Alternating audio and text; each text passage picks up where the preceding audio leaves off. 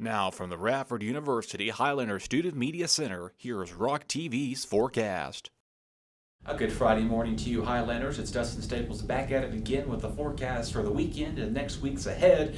As you know, we have been continuing our coronavirus 19 coverage here in student media as well as the campus as well. The data is showing some good news coming out of the dashboard. You can check out the Radford University COVID-19 dashboard by visiting the website as well as the link below in the description. So far, as of this week, we have tested nearly 3,500 people. Of those cases, you see here only 11.39% are coming back positive for this week, and only 40 new positive cases have been confirmed. So we are heading in the right direction, as numbers in the city also are showing signs of slowing down. Speaking of slowing down, we want you to slow the spread of COVID-19 on campus. Remember to continue to wash your hands.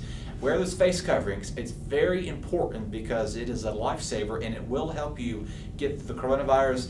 And remember, don't touch your face as much as we try to do that, and when we're brushing our teeth or even blowing our nose or whatever it is, be careful with that. Remember to be vigilant and following the 6-foot guideline, and stay home if you feel sick or ill. As well, if you are planning on getting tested, remember to quarantine yourself for at least 2 weeks. Moving on down to the forecast, as you know, we have saw a wet end of the week, but the weekend is looking fantastic here.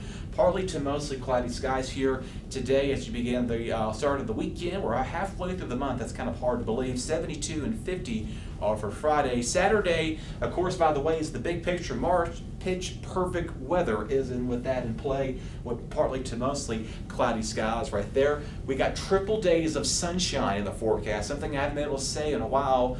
Relatively below normal. We should be in the low to mid 70s for this time of year. We're running, as you can tell, about 15 to 20 plus degrees minus.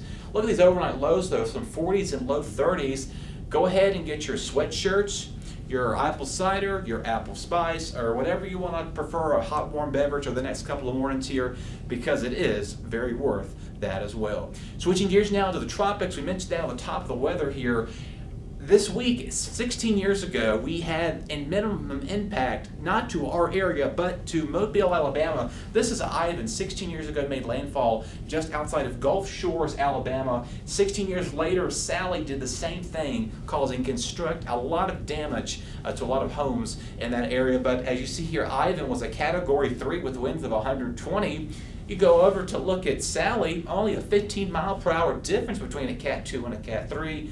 On the same day, 16 years ago. History is playing a big part in the weather world. We're still watching a number of storms in the Atlantic Ocean.